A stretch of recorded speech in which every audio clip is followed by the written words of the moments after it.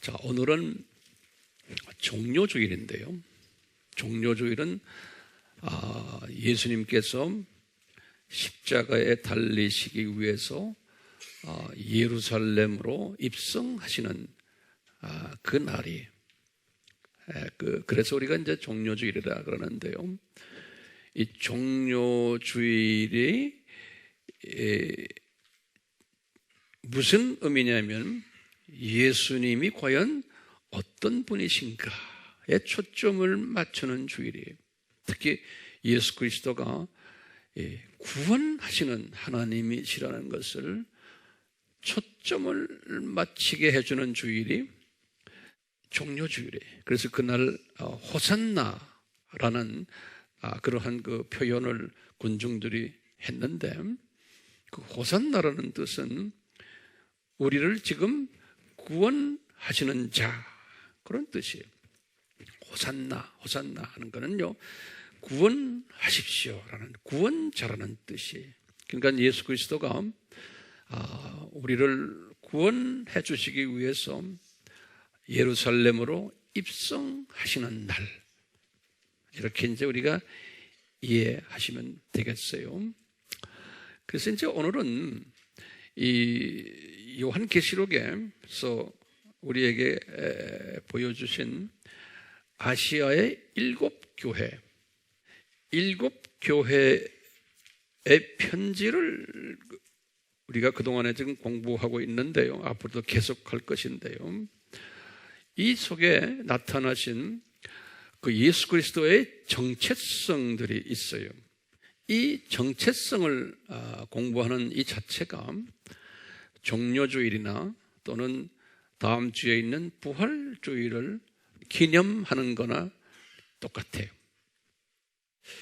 우리가 지난 시간에는 지금 저희들이 서머나 교회에 대해서 이야기를 했어요. 이 서머나 교회만 사용받았던 7가지의 그 특별 단어들 기억나시죠? 환난, 궁핍, 고난, 시련, 감옥, 순교 또는 생명의 면류관, 이런 단어들이 서머나 교회만 기록이 되어 있어요. 지난 시간에 우리가 이런 말을 했어요. 이 서머나 교회를 괴롭혔던, 그 교회를 핍박했던 자들이 누구였는가? 그러면 자칭 유대인들이었다 그랬어요. 그리고는 이분들을 뭐라고 불렀냐면 사탄의 뭐라고 그랬어요? 회당들이다 라는 표현을 했어요. 요 사람들이 왜 서머나 교회를 괴롭혔느냐? 그러면은 요 사람들이 생각에 서머나 교회가 신성 모독을 했다라고 믿었기 때문에, 요 자칭 유대인들이 믿고 있는 신관, 그분들이 믿고 있던 신관이 뭐였냐면 예수 그리스도를 부인하는 신관이에요. 그분이 하나님의 아들이심을, 이분이 삼위 하나님 중에 2위 하나님이 되심을 부인하는 신관이 이분들의 신관이었어요. 이런 신관을 요한에게 요한 1서 2장 18절에 뭐라고 불렀냐면 적 그리스도들 그랬어요. 왜냐하면 이런 신관을 가진 분들이 많았어요. 적 그리스도들이라는 표현 썼고, 또는 적 그리스도적 신관이. 그 다음에 이걸 예수님께서는 또 뭐라고 말씀하셨냐면 이것을 누룩이라 이렇게 말씀. 누룩. 마태복음 16장 12절에 또는 마태복음 13장 33절에. 그런데 예수님이 이 누룩을 이야기하실 때 그랬어요. 한 여인이 이 누룩을 몰래 집어넣는다는 거예요. 그러니까 이 누룩은, 여인이라는 것은 교회예요. 또는 크리스천을 상징하는 거예요. 그러니까 이 누룩은 타종교 분들이 하는 게 아니고 교회 안에서, 다시 말하면 소위 유대인이라고 하는 사람들, 크리스천이라고 하는 사람들이 이 몰래 가루 섬 아래 요 누룩을 집어넣어서 부풀게 한다는 거예요. 다시 말하면 요 누룩은 누가 만들어내는가? 소위 교회 안에서 크리스천들이 요 누룩을 만들어낼 것이라고 예수님이 예언하셨어요. 굉장히 중요한 개념이에요. 그러면 이 구체적으로 이 누룩은 뭔가? 변질된, 변형된, 변이된, 왜곡된 또는 돌연변이 된 예수님의 정체성이. 근데 이제 지금부터 잘 들으세요. 이런 정체성이 있을 것을, 또 있어야만 하는 것을 예수님이 디자인하신 거예요. 그러면 그걸 우리가 어떻게 합니까? 이 디자인을요, 예수님이 창세전에 디자인하셨어요. 이것을요, 사람 만들기 전에. 우리 마태복음 13장 33절과 35절을 딱 보면 우리가 알 수가 있어요. 나중에 우리가 셀에서 보세요. 우리 다 아는 소리들이에요. 다 공부했어요. 이 디자인 하셔가지고요, 이제 보시면 이 교회 시대에, 교회 시대라는 거는 예수님 시대부터 시작해서 예수님의 초림부터 예수님의 재림까지 요 2000년 요 기간을 교회 시대라고 그래요. 교회 시대. 요 교회 시대에 이 누룩이 많이 퍼질 것을, 그때부터 시작이 돼가지고 초림 때부터 시작이 돼서 우리 다 공부했어요. 예수님이 재림 때까지 이것이 계속 퍼지다가 예수님이 재림이 가까워 오면 완전히 부풀어지는 거예요. 아주 극대화되는 거예요. 이 누룩이 될 것을 예수님이 이미 디자인하셨어요. 그래서 이 디자인하신 것을 이미 예수님께서 다 디자인하셨기 때문에 예수님께서 7교회에 편지를 쓰실 때, 7교회란 건 뭐죠? 전 세계에 있는 모든 교회죠. 우리 알죠?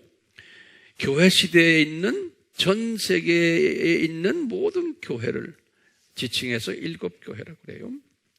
이 7교회에 각 7가지의 형태의 교회들이 존재할 것인데, 이분들에게 예수님이 자신의 정체성을 제일 먼저 서두에 딱 말씀해 줬어요. 그러니까 예수님께서요, 이런 일들이 일어날 것을 미리 다 디자인하셨기 때문에 이 편지 속에서 제일 먼저 자기의 정체성을 정확하게 알려줬어요. 이 정체성을 크리스찬들이 다 그러니까 받았어요. 알고 있어요. 우리가 성경 들고 다니고 매일 성경을 읽으니까 그 예수님의 정체성이 그 7교회의 편지의 첫 서론으로 서두에 딱 나타내. 내가 누구다, 내가 누구다, 내가 누구다, 이렇게 정확하게 말씀하셨어요. 근데 이제 신기하게도요, 요 7교회 중에서 그 예수님의 정체성에 초점을 맞추고 그 정체성을 인정하고 정체성에 따랐던 분들이 많지가 않았어요. 이 7교회를 우리가 이제 조금 다음 주에는 조금 더 자세히 제가 이제 설명해 드릴 테인데, 이 7교회 보면 에베소 교회도 보면은 소수가 이 정체성에 관심을 뒀어요. 그 다음에 서머나 교회는 다수가, 버가모 교회도 거기 보면 소수, 또 두아디라게 보면 어느 정도의 다수, 또 사대 교회는 대부분이 관심이 없었어요. 필라델피아 교회는 그래도 다수가, 라오디게아 교회는 다수가 관심이 없었어요.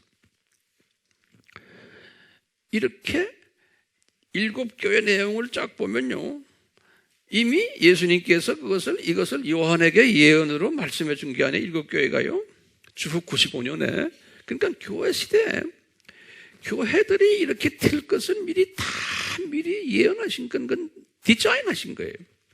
교회들이 그렇게 될 것을. 그러니까 예수님의 정체성에 대해서 대부분의 교회들이 무관심하고 수박겉핥기 식으로만 알게 될 것을 디자인하셨어요. 그것뿐 아니라 교회 안에 누룩이 가득 차가지고 누룩이 교회를 지배할 것을 디자인하셨어요. 이게 신기하지 않아요?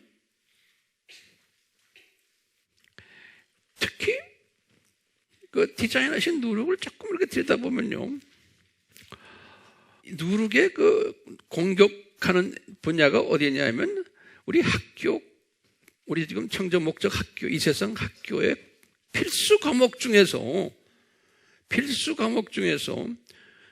처음 4과목이 있어요. 창조 목적론, 삼위일체론, 기독론, 구원론. 요 4과목이에요. 다시 내가 해요. 창조 목적론, 삼위일체론, 기독론, 구원론. 요 필수 과목 중에도 요 과목을 제가 뭐라고 부르냐면요, 절대 필수 과목이라, 이렇게 제가 한번 말을 만들어 봤어요. 절대 필수 과목들이. 요 절대 필수 과목에 누룩을 확 집어넣도록 디자인하셨어요. 그러니까 교회가요, 삼위일체론이 변질되거나 이 창조 목적에 대해 관심 없거나 변질되거나, 기독론에 관심 없거나 변질되거나, 구원론에 관심 없거나 변질되거나, 대부분이 소위 크리스천들이 모태신앙이라고 해도요, 이거 잘 몰라요. 왜냐? 교회 자체가 모르게끔 주님께서 디자인하신 거로 저는 보고 있어요. 이게 안 되는 거예요. 안 돼. 여기 성서를 보면 그래, 이게 미리 다 예수님이 예언적으로 말씀하고 교회가 이렇게 될 것이라고. 예. 그러면 우리 질문이 있는 게, 왜 절대 필수 과목에 이 누룩을 허용하셨나 이거예요. 예수님의 정체성이. 그러면 이게 지금 우리가 7,000년 이 세상은 학교라 그랬죠. 그렇죠? 특히 교회 시대는 무슨 학교예요? 이 학교 중에서 대학교가 아니에요. 교회 시대는 처음에 1,000년은 무슨 학교예요? 초급대학이라고 그랬죠. 기억나세요? 두 번째 1,000년이 지금 4년제 대학이에요. 지금 오늘날은 4년제 대학에 이제 졸업반에 있는 그 시기, 오늘날. 그러니까요, 이 4년제 대학에 졸업반에 있는 그 시대에 살고 있는 우리에게는 교회가요, 엄청나게 이 부분에 대해서 변질된 시대예요. 그러니까 아주 그냥 누룩이 전 세계에 퍼지게 된 시대고, 이 누룩도 엄청난 파워를 가진 누룩이 전 세계에 퍼져야만 되는 세대가 지금 이 세대예요. 그러니까 오늘날은요, 놀랍게도 유럽의 신학교들 가면 거의 90%가 이 누룩에 다 빠져버려 있어요. 지금 미국의 신학교도요, 내 보기엔 한 70%가 여기에 다 빠져버렸어요. 카나다는 80%, 오스트랄리아 이 선진국들 보면 되게 다 그래요. 우리나라도 이 누룩이 지금 엄습해 오고 있어요. 우리나라도요. 왜? 우리나라에서 신학대학 교수라는 사람들은 다 이런 나라에 가서 교육받고 오는 사람들이 놀랍게도 지금 변질되고 있어요. 다시 말하면요, 이 지금 시대가 학교예요. 학교. 이 학교라는 개념을 잊지 마세요. 학교라는 거는 지금 교육을 시키는 곳이 이 세상이에요. 그리고 교회라는 곳이 예수님의 정체성을 교육을 시키는 곳이 교회예요. 그런데 이 교회가 이게 누룩으로 차 있는 거예요. 그러니까 지금 누룩으로 가득 차 있는 이 학교, 이 교회,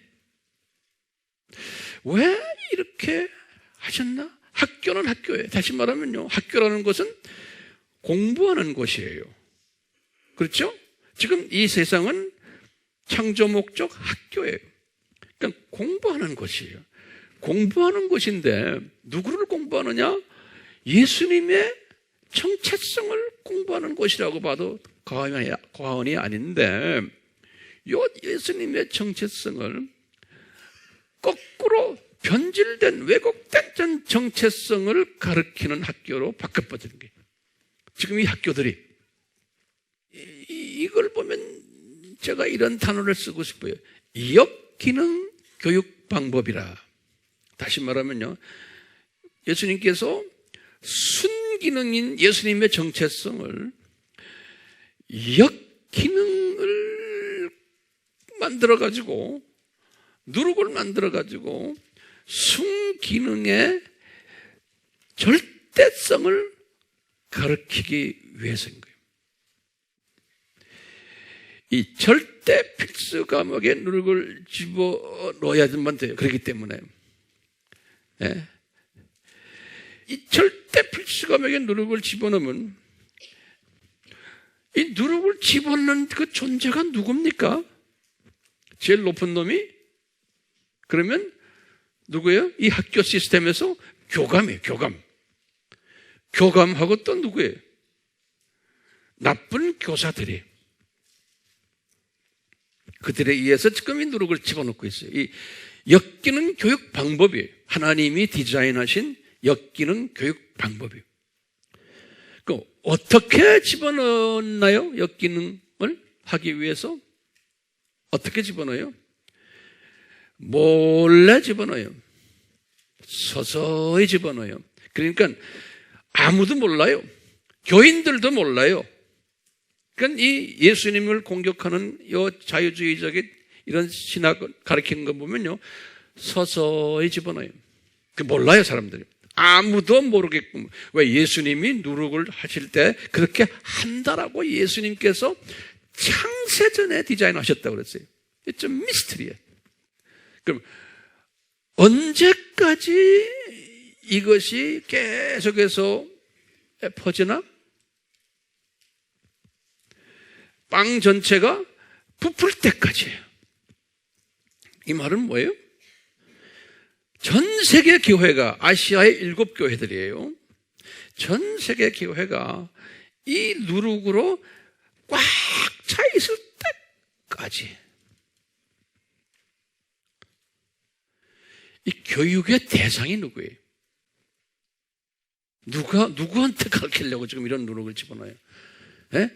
학생들이, 하나님의 선택받은 하나님의 자녀들이, 이분들에게 역기능 교육 방법을 만드셔가지고 순기능 예수 그리스도를 배우게 하는 교육 방법이에요. 산소라는 순기능이 딱 있잖아요. 예화를 들어보세요. 우리 산소의 고마움을 우리는 몰라요. 왜냐하면 이 산소를 그냥 무료로 받았기 때문에 그래요. 내가 대가를 치르지 않았기 때문에 이 산소의 고마움을 몰라요. 물의 고마움을 모르는 거나 똑같아요. 그렇기 때문에요, 산소의 고마움을 하려면 어떻게 해야지만 알 수 있어요? 우리 피조물들은 이산화탄소를 잔뜩 뿌려놔야지만 알게 된 거예요. 탄산가스를. 미세먼지를 잔뜩 뿌려놔야지만 산소의 가치를 알고 고마움을 알게 돼요. 그리고 이 산소를 주신 분이 누구구나? 그분에 대한 고마움을 알게 돼요. 그 다음에 왜 이분이 산소를 주셨지? 산소 주신 목적을 깨닫게 돼요. 이 산소의 절대적 가치를, 필요성을 깨닫게 돼요. 왜요? 이산화탄소가 있어야지만 알아요. 미세먼지가 있어야지만. 그러니까 이 마지막 때요, 이 미세먼지가 온 천지를 돌아다니는 것은 물리적으로 똑같아요. 예수 그리스도에 대한 절대성을 깨닫게 하기 위한 하나의 방도 중에 하나예요. 예수님께서 마태복음 24장에도 그랬어요. 이 세상이 이 고통을 당한다고 그랬어요. 자연이 고통을 당한다고 그랬어요. 예수님이 오시기 전에. 앞으로 점점 더 이제 그렇게 될 거예요. 예. 그러니까요, 역기능 교육 방법이에요. 그러면요, 이 역기능 교육 방법이 언제서야 끝날까요? 이 누룩이 온 교회에 퍼졌을 때예요.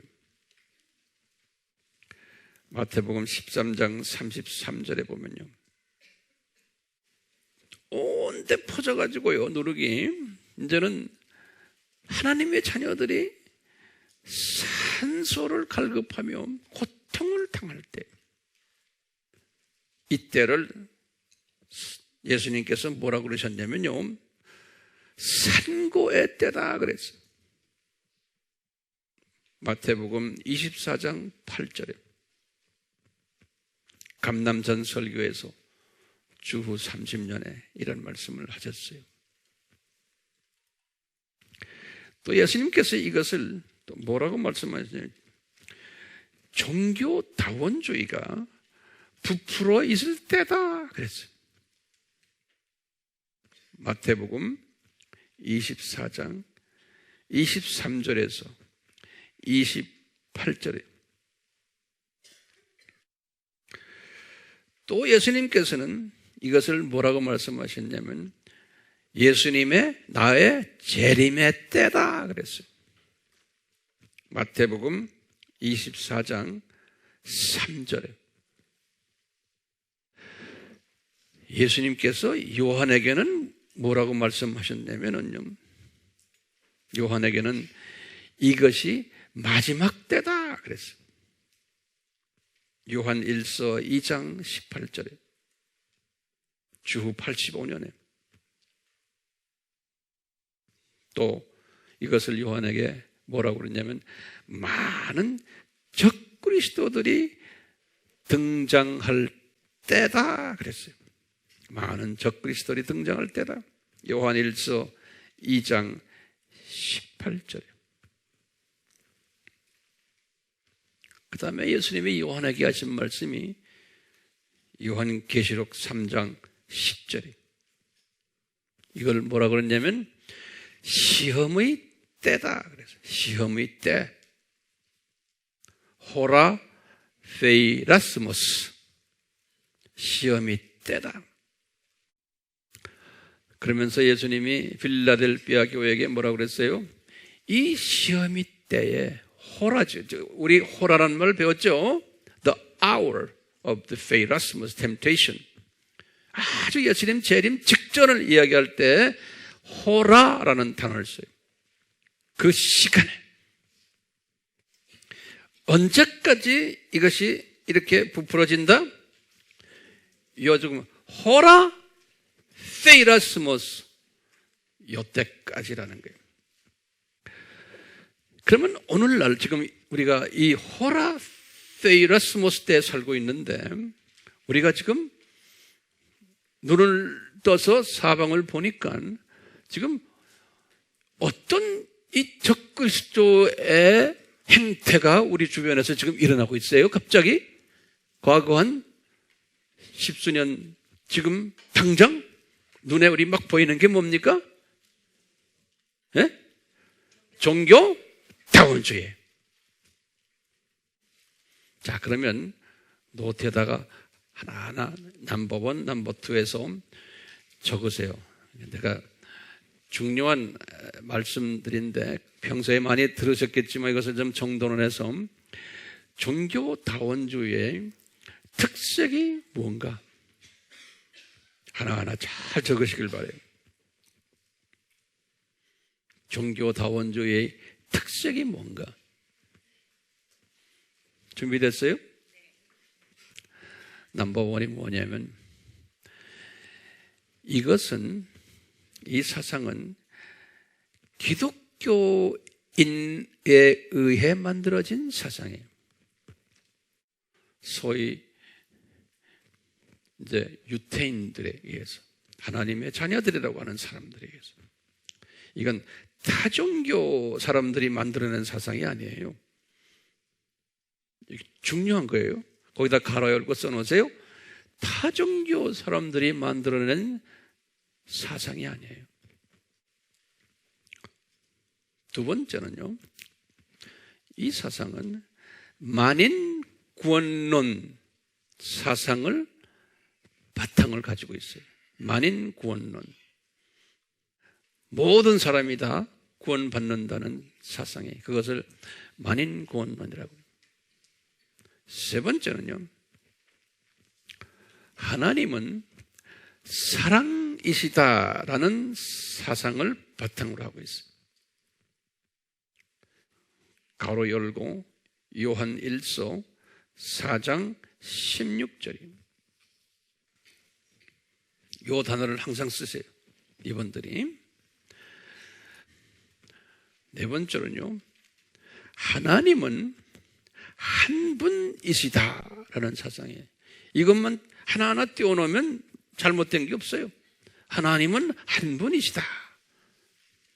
이 사상이에요. 그러면 나도 믿어요. 다 그렇죠? 한 분이시죠? 네. 이 말씀은 뭐냐면요, 다섯 번째로 기독교의 하나님, 이슬람교의 알라, 불교의 신, 힌두교에는 신들이 많아요. 다신교예요. 신들. 또 모든 토속 종교의 신들과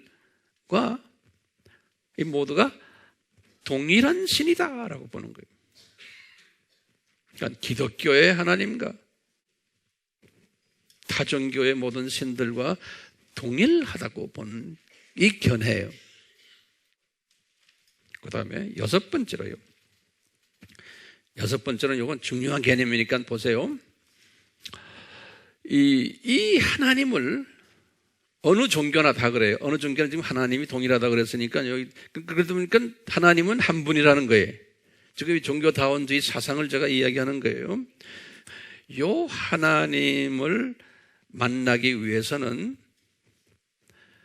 각 종교마다 그리스도가 필요하다라고 하는 거예요.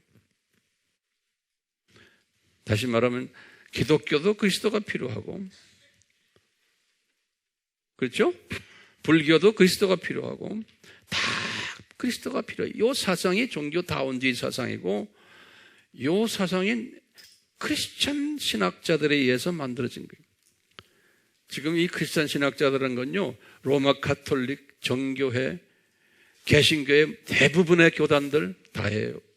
다 WCC에 들어가 있는 교단들의 대부분이. 그리고는요, 7번째, 이 하나님에게 가려면은, 다시 말하면 구원 받으려면은 반드시 그리스도가 필요하다는 거예요. 어떤 종교에 있든지 자기네의 그리스도가 필요하다는 거예요. 그 다음에 몇 번째예요? 8번째예요? 그리스도라는 의미는 이게 헬라 말이에요. 헬라 말, 그리스도라는 말, 그리스 말이에요. 이것을 유대 말로는 메시아라 그런다고. 메시아. 이 뜻은 뭐냐면요, 구원자로 기름 부음을 받은 자, 그런 뜻이에요. 구원자로 기름 부음을 받은 자, 그러니까 구원자로 완전히 선별된 자, 그 뜻이 메시아 또는 그리스도라 그런 거예요. 9번째로요, 그러므로 모든 종교에는 그리스도가 존재한다. 다시 말하면 구원자가 존재한다. 근데 그 단어를 구원자라는 말을 안 쓰고 그리스도라는 단어를 써요. 이 신학자들이. 그리스도. 자, 됐어요? 그러면 거기에 작은 넘버로 1번. 그렇기 때문에 이슬람교의 그리스도는 모하메시다 그러는 거예요. 두 번째로 불교의 그리스도는 부처다. 세 번째로 힌두교의 그리스도는, 힌두교에는 다신교회 여러 신인데 그 중에 하나가 크리슈나나 또는 비슈나나 그런 그것이다, 그 신이다. 힌두교의 그리스도는. 네 번째로 모든 종교의 창시자가 그리스도다. 다섯 번째로, 그러므로 기독교의 그리스도는 누구라고요? 예수다, 이렇게 보는 거예요. 이 말은 예수님이나 타종교의 창시자들과 같은 수준으로 만들어 놓은 거예요. 그러니까 예수님의 신성을 부인하는 거예요. 또 삼위일체를 인정하는 듯 하면서 부인하는 거예요. 그러니까 이 부분에 대해서 분명치가 않은 거예요. 제가 지금 이 기독교인들 가지고 이야기하는 거예요. 그러니까 이것이요, 10번째는 요것이, 이 가르침이 적 그리스도라는 거예요. 적 그리스도적 가르침이라는 거예요.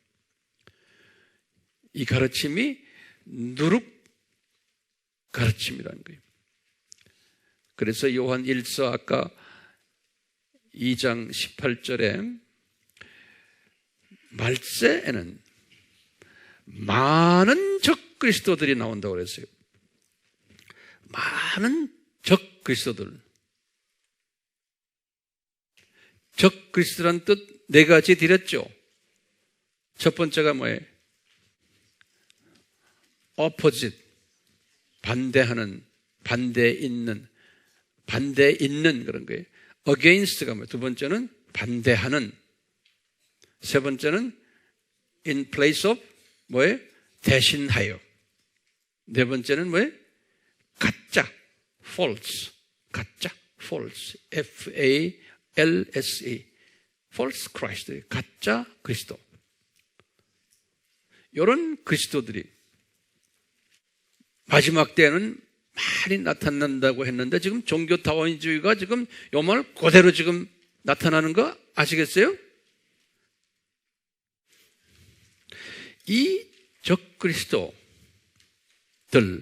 누룩이 지금 온 떡에 퍼져버렸어요. 전 세계 교회에 아시아의 7교회에 퍼져버렸어요. 그러니까 부풀어진 거예요. 완전히 지금 퍼져버렸어요. 그러니까 이것이 퍼져야 돼요? 안 퍼져야 돼요? 퍼져야지만 예수님이 오시는 거예요. 퍼져야지만.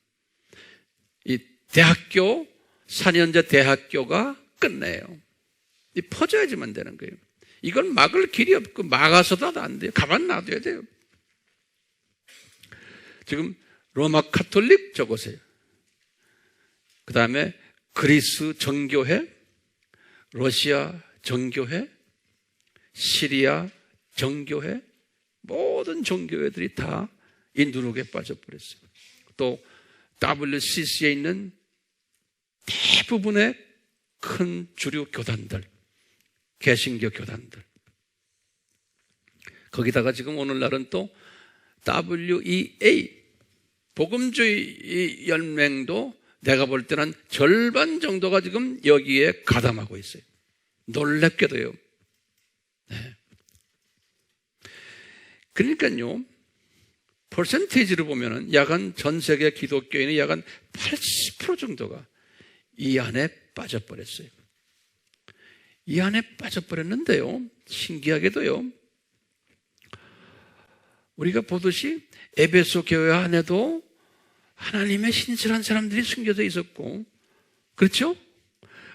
버가모 교회도 그렇고, 두아디라 교회도 그렇고, 심지어 사대 교회도 그렇고, 그 안에 신비한 하나님의 자녀들이 숨겨져 있어요. 똑같이요. 로마 카톨릭이나 또는 정교회나 또는 WCC에 속해 있는 이 교단들, 거기에 지도자들이나 이런 사람들이 지금 여기에 빠져버렸지만요, 그 안에 소수의, 어떤 때는 다수의 평신도들이 그 안에 숨겨져 있어요. 우리 아시아의 7교회를 보면 아는 거예요. 다음 주에 그 7교회 이야기를 제가 더 자세하게 말씀을 드리겠습니다. 숨겨져 있어요. 그러면서 이 안에 서머나 교회 같은 교회가 있고, 요 안에 필라델피아 교회 같은 교회가 있는 거예요. 요건 다수가 여기에 빠지지 않는 교회들이에요. 종교다원주의 특색을 제가 말씀하는 거예요. 이 종교다원은 강한 파괴력을 가지고, 파괴력을 가지고 있고요. 빠른 전파 속도를 가지고 있고요. 왜 이 누룩이 그렇게 퍼지게끔 주님이 디자인하신 거예요. 그리고요, 빠르게 넓은 영토를 점령하게 돼 있어요. 그러면 우리 이제 다시 한번 질문을 던져보는 게, 왜 이런 역기능을 허락하셨나? 이 역기능 교육 방법을 디자인하셨나? 그러면 대답이 뭡니까? 순기능을 더욱 공고히 교육시키기 위함인 거예요. 그래서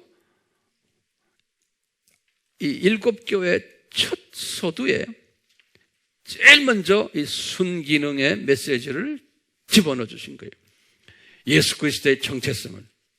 예, 딱 집어넣고는 너희들 이 교회들아, 7교회들아, 세계의 모든 교회들아, 요 순기능 정체성을 결코 잊어버리거나 무시하거나 경하게 여기거나 그러면 안 된다는 거예요.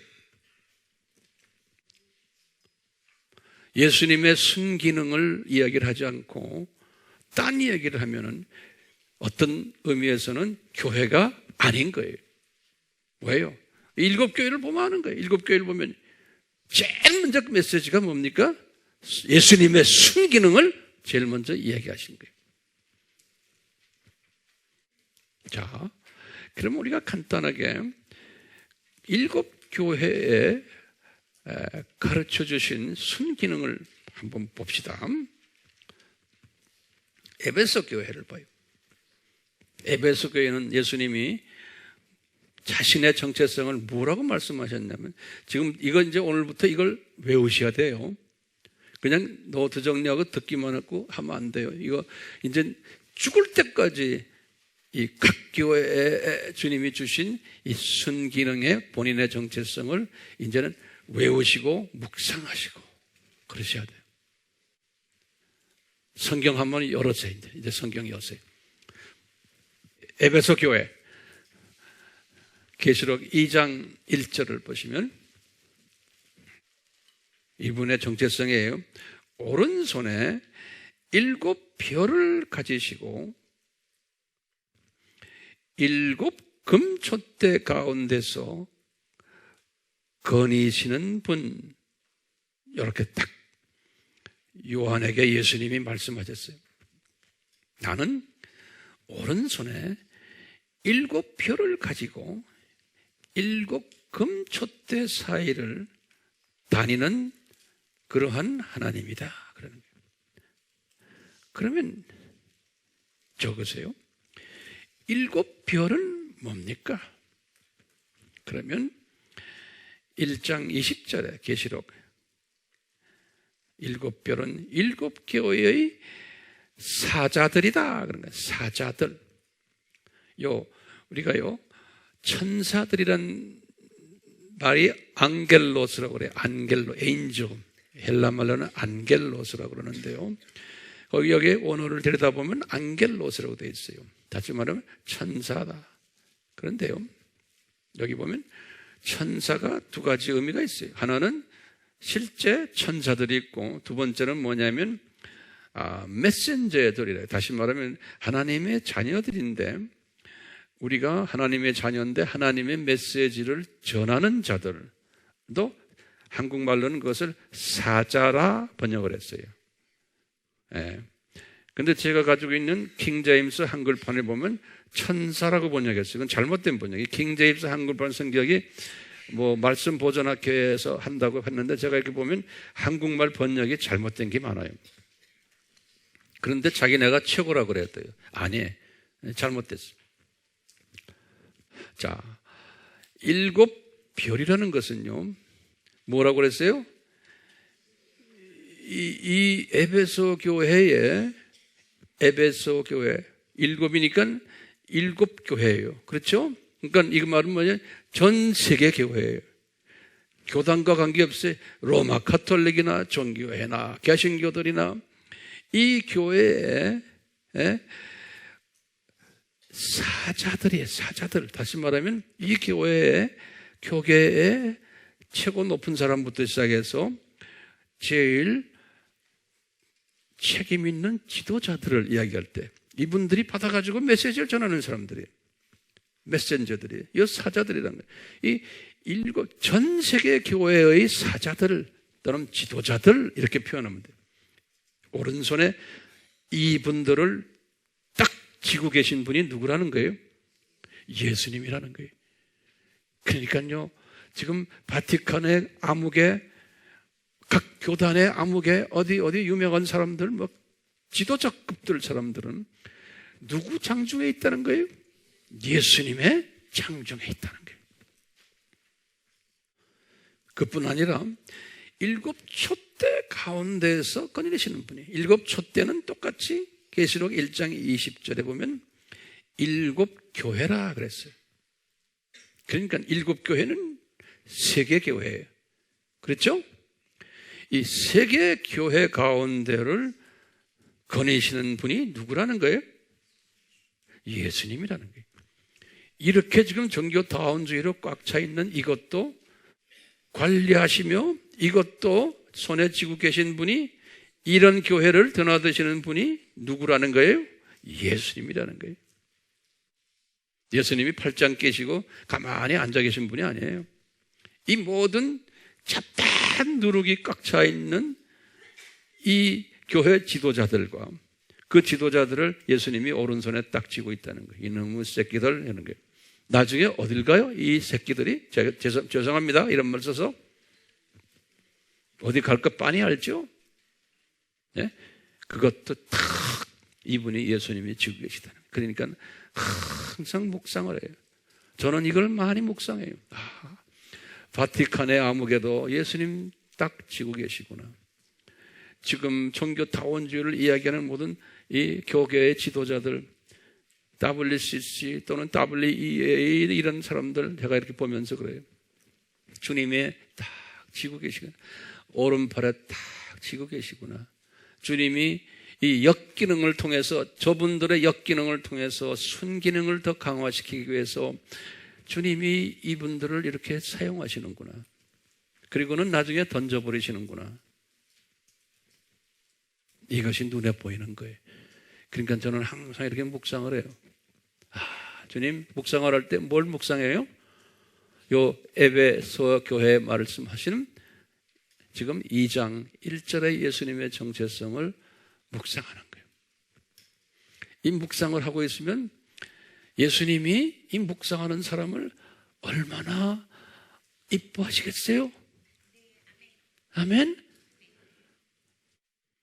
이것을 우리가 깨닫지 못한 사람은 막 왜 이렇게 다원주의가 날칩니까? 왜 이렇습니까? 막 소리 지르고 이놈의 사람들 뭐 잘못됐습니다. 아니다 하고 서로 싸움질하고 그것도 예수님이 쫙 보고 계신 거예요.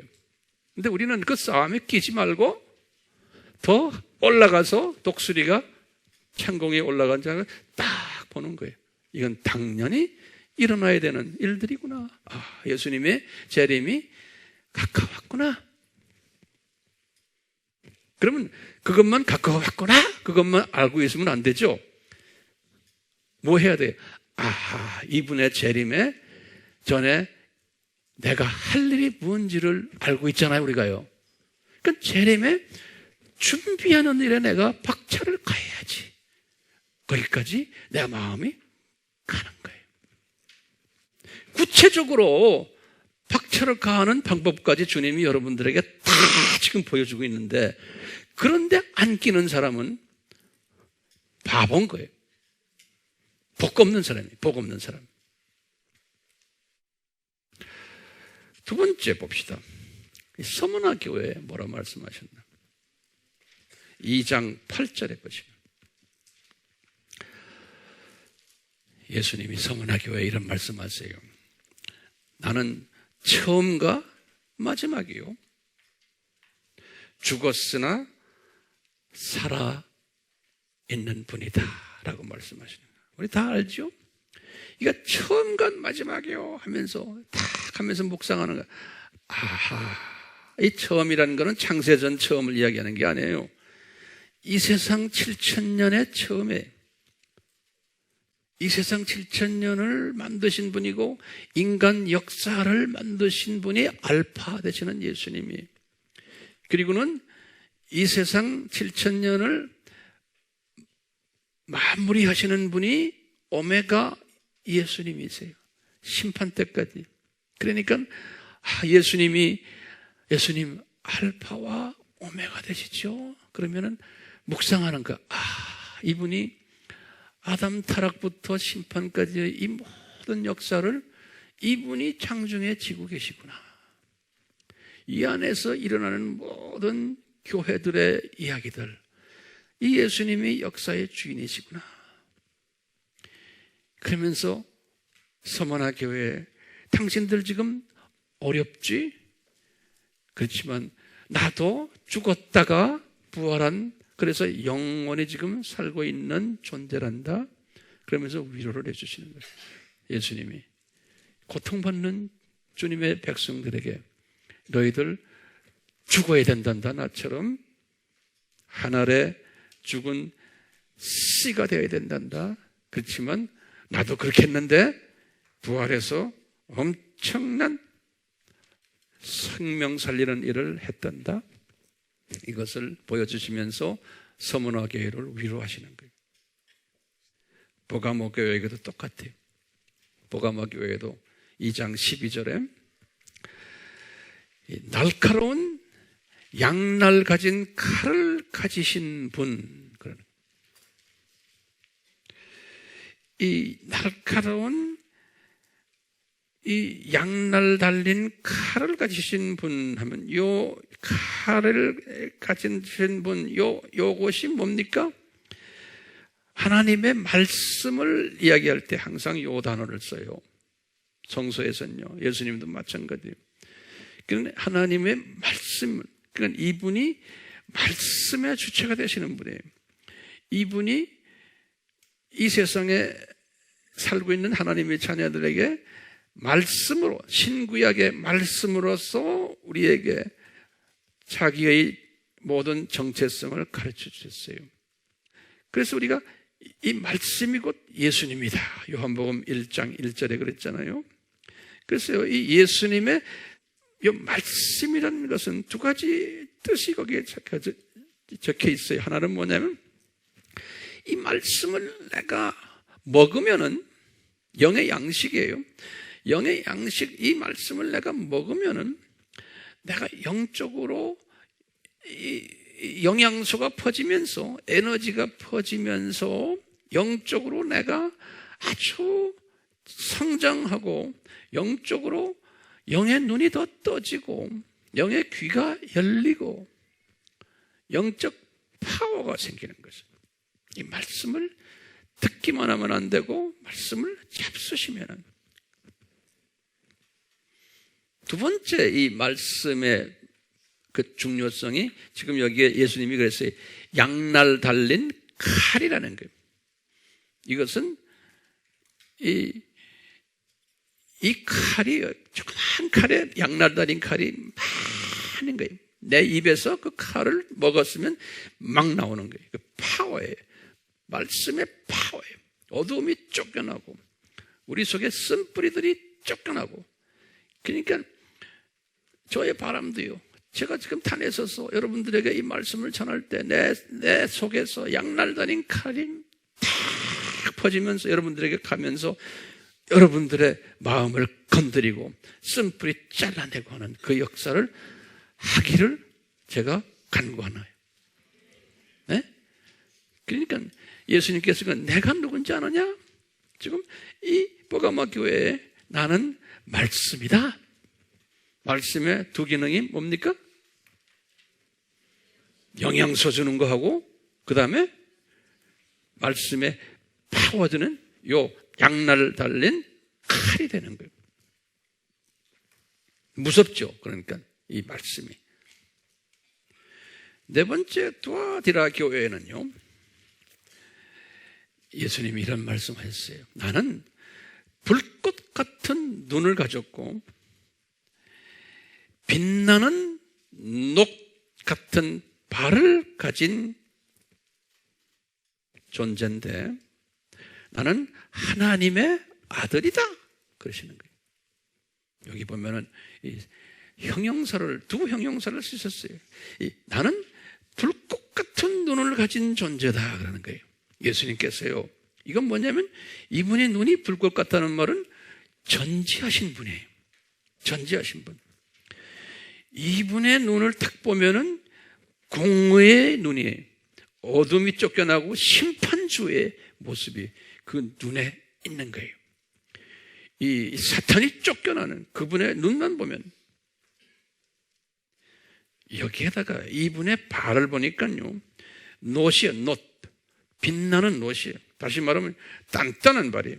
그러니까 이 공의 하나, 이분이 밟아버리면 그냥 짝소리 못하고 꼼짝 못하는 공의의 하나님의 모습이 있어요. 불꽃 같은 눈에도 공의의 하나님의 모습이 있어요. 심판주의 모습이 있어요. 이 무서운 분이심을 보여주는 거예요. 불꽃 같은 눈, 그 다음에 빛나는 놋 같은 발, 이러시면서 내가 누군지 아느냐? 하나님의 아들이다라는 거예요.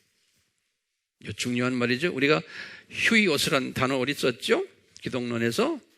이 하나님의 아들이란 말은 예수님이 그러니까 내가 성부 하나님과 성령 하나님과 나와 동급이고 위치가 같고 양도 같고 한 하나님이시면서 삼위 하나님 중에 내가 2위 되는 양이 같고 위치가 같고 격이 같은 그런 하나님이다 라는 의미, 하나님의 아들이다 그러시죠. 그러시면서 예수님이 그러시는 거예요. 나는 독생자다 이런 말을 했죠. 독생자란 뜻은 모노게네스 이런 뜻이에요. 헬라 말로는요, 모노 하나라는 뜻은 하나란 뜻이요, 게네스라는 뜻은 뭐냐면 영어로는 진이에요. 진, DNA래. DNA 우리 같으면 DNA. 이 말은 무슨 뜻이냐면요, 나는 이렇게 아버지와 아들인 나와 성령님과 요 관계가 세상 일반 피조물들은 관계가 상하가 있는 것 있지만 이 삼위 하나님은 상하가 없는, 질이 같고 양이 같고 위치가 같은 이런 DNA를 가진 존재는 우리밖에 없다는 거예요. 그래서 모노게네스, 그것을 한국말로 독생자라고 번역을 해놨어요. 그 말이 시원치가 않아요, 그 번역이. 그렇죠? 그러니까 뭐로 외워야 돼요? 원어로 외우셔야 돼요. 모노게네스, only gene이라는 소리, 영어로 말 only gene, Gene, 또는 only DNA, 유전자지요. 그 다음에 사대교회 하신 말씀 보세요. 3장 1절에 하나님의 7 영과 7 별을 가지신 분 그랬어요. 이 하나님의 7 영이라는 것은 이 완전 숫자예요. 하나님의 영이라는 뜻이나 마찬가지예요. 그랬어요. 예수님의 영이 사도행전 16장 7절에 성령이다 그랬어요. 또는 아들의 영, 갈라디아서 4장 6절에 그리스도의 영, 로마서 8장 9절에 예수 그리스도의 영, 빌립보서 1장 19절. 이 영이나 아버지의 영 그래요. 로마서 8장 11절. 또는 하나님의 영 그래요. 로마서 8장 9절. 또는 성령, 이사야서 63장 11절, 로마서 8장 10절. 이 모든 영들이 보면은 삼위 하나님의 영들이 성령님의 영, 아버지의 영, 그리스도의 영, 이 모든 영들은 다 이게 한 영이에요. 다 성령인 거예요. 성령. 그래서 예수님께서 내가 하나님의 7 영을 가졌다 하는 것은요, 이 7 교회의 전체를 지배하는 그 영이 성령님이신데 그 성령님이 또한 나에게서도 나오셨다 이런 뜻이나 같아요. 그래서 이 성령님은 예수님께서 그랬어요. 아버지를 존경하는 의미에서 내가 아버지에게 부탁을 해서 나를 통해서 성령님을 너희들에게 주겠다라는 말씀도 있어요. 그렇다고 해서 이 계층이 있는 게 아니에요. 이 계층 있게 보이면서도 이 성령님은 이퀄적인 뜻이 그 안에 또 박혀 있어요. 예. 그래서 하나님이 7 영이라는 것은 7 교회 안에, 전 세계 교회 안에 성령님이 존재해 계신데 그 존재하는 것을 컨트롤 하시는 예수님이시고 7 별을 가지셨다는 말이 아까 별이 뭐였어요? 사자라 그랬죠. 그렇죠? 다시 말하면 전 세계 교회의 모든 지도자들을 컨트롤 하시는 분들이라는 거예요. 소유하신 분들이고 통치하시는 하시는 분이. 예수님이 빌라델베아 교회에는 예수님께서 3장 7절에 뭐라고 말씀하셨냐면 거룩하신 분이시고 진실하신 분이시고 다윗의 열쇠를 가지신 분이신데 열면 아무도 닫을 수 없고 또 닫으면 아무도 열 수 없는 분이라는 거예요. 이 거룩하시다는 뜻이 뭔지 아세요, 여러분들? 홀리라는 말은요, 하기오스라는 헬라 말인데요, 이 뜻을 사전을 들여다보면 뭐냐면 분리되다, separate 되다, 그런 구별되다 이런 뜻이에요. 홀리라는 뜻이. 이 말을 잘 기억하세요. 홀리 하는 건, 거룩하다는 것은요, 아하, 이분은 피조물과 구별이 되는 분이라는 소리예요. 그러니까 피조물이 아니라는 소리예요. 창조자라는 소리예요. 이 홀리라는 뜻이요. 그래서 우리가 우리 항상 성경에도 그렇죠. 올라가 보니까, 보좌에 올라가니까 천사들이 홀리, 홀리, 홀리 세 번을 말해요. 그 삼위 하나님께 그런 다시 말하면 피조물이 아니십니다. 창조주 되십니다. 창조주 되십니다라는 것을 고백하는 거예요. 우리 피조물들이 그 말씀을 들으시면 굉장히 흡족하신 거예요. 우리 주님께서요. 이 홀리라는 단어가요. 그래서 주기도문에서도 그러죠. 하늘에 계신 하나님이시여. 이름이 거룩하시오. 그런 말은 아버지는 창조주 되십니다. 피조물이 아니십니다라는 고백이에요. 그러니까 예수님, 나도 홀리한 존재다. 그 다음에 나는 진실한 존재다. 다시 말하면요, 진짜다, 참이다 그러는 거예요. 이 말은 이 세상에 참신이 나밖에 없다는 거예요. 참신이. 그걸 때 진실하신 분 그랬어요. 그러면서 이 다윗의 열쇠를 가지신 분인데, 다시 말하면요, 이 참신 앞에 오려면은 내가 가지고 있는 열쇠를 가지고 나를 통해서야지만 올 수 있다는 거예요.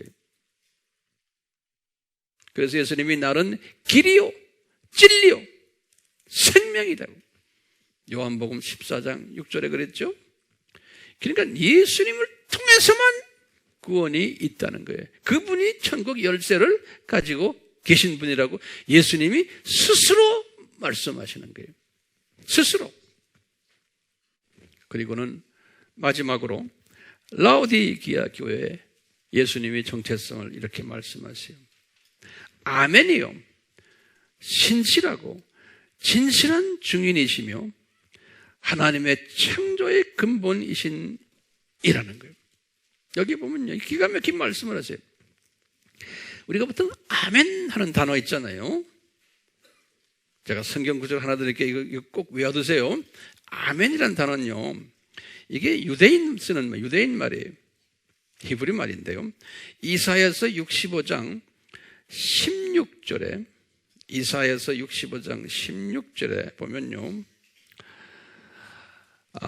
The God of the truth란 말이 있어요. 다시 말하면 진리의 하나님이라는 truth란 단어가 있는데요. 그 truth란, 진리란 단어를 이제 구약의 원어 성경을 딱 들여다보면 뭐라고 딱 적혀 있는지 보면요, 이 truth, 진리란 말이 아멘이라는 뜻이에요. 그 아멘은 유대말로 진리다라는 뜻이에요. 제 말 이거 잘 들으세요. 진리다. 그러니까 이게 진짜다 그런 뜻이에요. 오케이? 그래서 유대인들은, 잘 보세요. 우리가 이렇게 뭐 하다가 설교하거나 뭐 할 때 유대인들은 아멘 그러죠. 유대인들이 아멘을 많이 해요. 그 말은 뭐예요? 당신이 지금 말하는 말이 진리다 그 소리예요. 그것을 나도 동의한다 그런 소리예요. 그 아멘이. 그러니까 이 아멘 소리를 할 때 우리 예수님이 상당히 기뻐하세요. 왜냐? 제가 그 말씀이 진리라는 것에 대해서 내가 고백하는 거예요. 그러니까 우리 교회가 앞으로 이 아멘 소리가 더 커야 돼요. 클수록 예수님이 기뻐하시는 거예요. 그러니까 지금 황 목사님이 지금 말씀하시는 말씀이 진리입니다. 그것을 고백하는 거예요. 내가요. 그런데 점잖게 가만 앉아 있으면 예수님이 보실 때 뭐라고 그러는지 아세요? 저놈의 새끼 밥맛 없다 그러신다고. 진짜 건방진 자식. 속으로만 아멘 하는 거예요. 그러면 입으로 아멘 하셔야 돼. 우리가 그걸 어떻게 유대인들 보면 유대인들은요. 이 사람들은 아멘이 떠나질 않아요. 그러니까 이거 연습하셔야 돼. 그러니까 겸손하게 아멘, 아멘 자꾸 우리 합시다. 왜요? 예수님이 아멘이신 거예요. 예. 예수님이 진리세요. 아멘이라는 뜻은 진리란데, 진리. 그래서 신실하고 진실한 증인이라서 본인이 내가 진리다. 나를 통하여야지만 구원이 있다라는 것을 그러면서 내가 창조의 근본되는 존재다. 이 말씀을 하시는 거예요. 예. 그러니까 아멘입니까? 내가 구차하게 여러분들에게 물어보고 그렇게 하십시오 하는 그 자체가 저도 주님한테 부끄러워요. 황 목사야, 안 할 놈 그대로 놔둬라. 미안합니다 이런 말씀. 왜냐면 제 속이 그래요. 제 마음이. 왜? 그것도 제 책임이 있어요. 네가 가르치지를 않아서 그렇잖아. 그래서 오늘 제가 가르치잖아요. 그러니까 지금부터는 계속해서 아멘, 아멘, 아멘. 그러면 예수님이 씩 웃으세요. 그 아멘을 하는 사람을 주님이 얼마나 사랑하시겠어요? 내가 생각하는 것도 그분이 아시고는 그 생각을 들어주세요. 기도라는 게 꼭 입으로만 말하는 게 아니잖아요. 자, 이제 문제가 있어요. 이렇게 7교회에 예수님의 정체성을 쫙 이렇게 가르쳐 줬어요. 7교회. 다시 말은 과거 2000년 기독교 역사 속에서 이 예수님의 정체성을 이렇게 가르쳐 줬어요. 그리고는 크리스천들이 성경 들고 다녀요. 집에서 열심히 또 성경 읽어요. 묵상해요. 그런데도 놀랍게도요, 교회 지도자라는 사람들이 이 정체성에 대해서 깊이 이해하고 이 정체성을 100% 받아주는 사람은 소수라는 거예요. 과거 2000년 기독교 역사 속에서. 이게 수수께끼 아니에요? 그런데 우리가 이제 다음 주에 보겠지만 이 7교회를 쫙 분석을 해보면 교회가 그 모습인 거예요. 소수들만 이 정체성에 눈을 뜨고 순종하고 대부분의 소위 하나님의 자녀들이라는 사람들은 이 정체성에 무관심하거나 부인하거나 그러는 거예요. 그 이상한 거예요. 근데 이상하지 않다는 걸 다음 주에 이제 우리가 알게 돼요. 자, 이 정체성, 예수님의 정체성을 우리가요, 지금 이 주신 정체성을 이제는 우리가 열심히 듣고, 보고, 우리 5손가락 기억나세요? 처음에 뭐예요?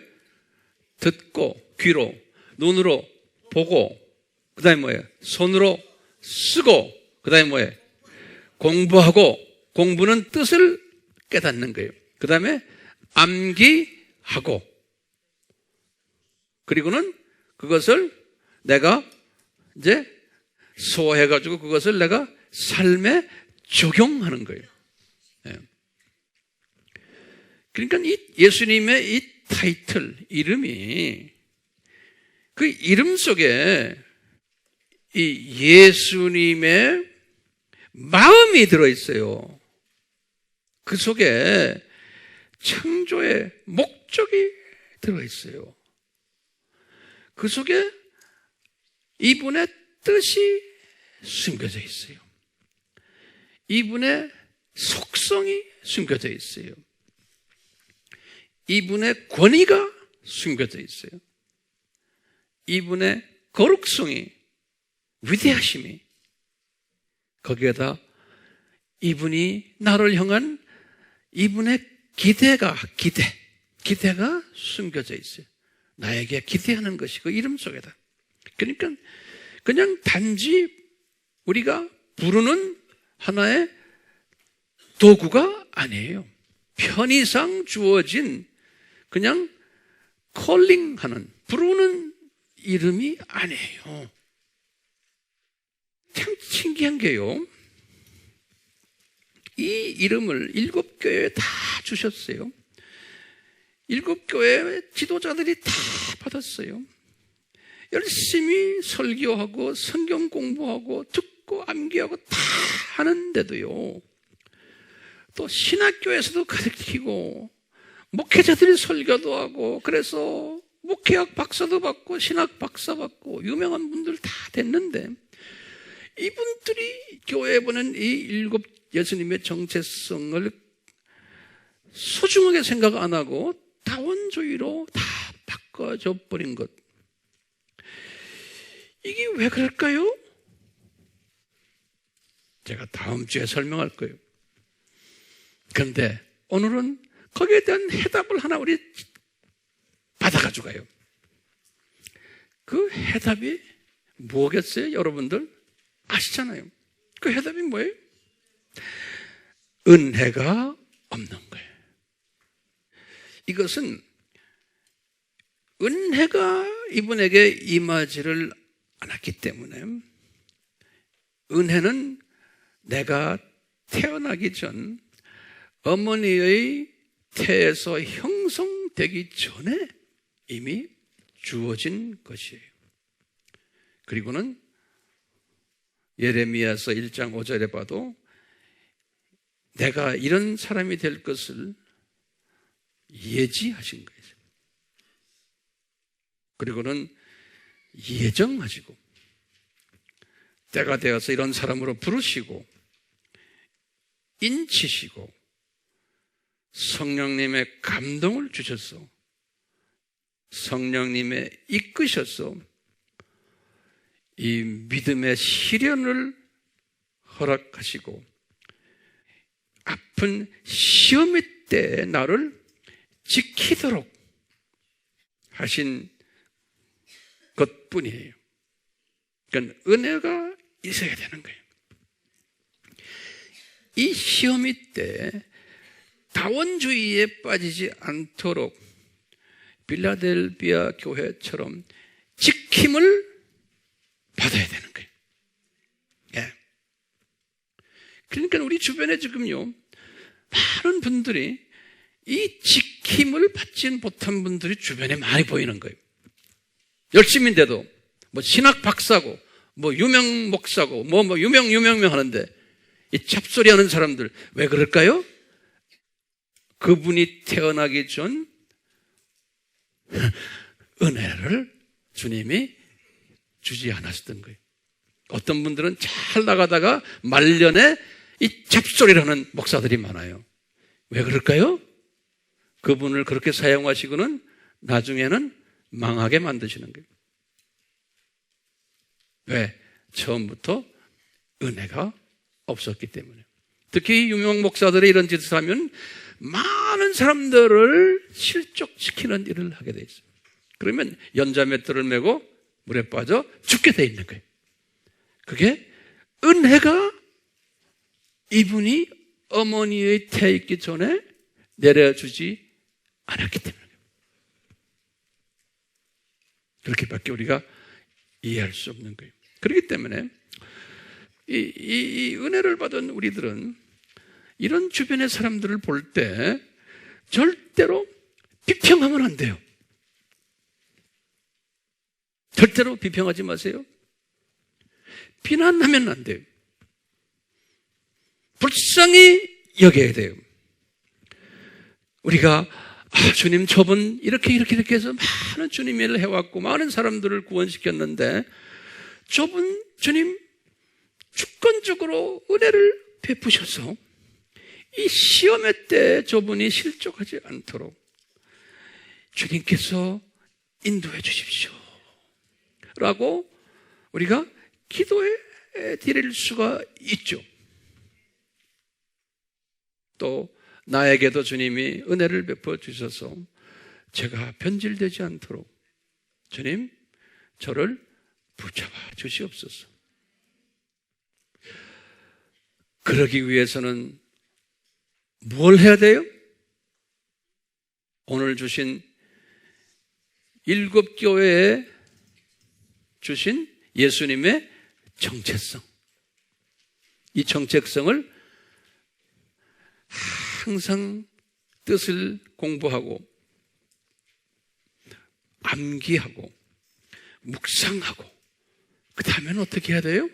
내가 이것을 입을 열고 가르쳐야 돼요. 가르칠 때 양날 달린 검이 나와요.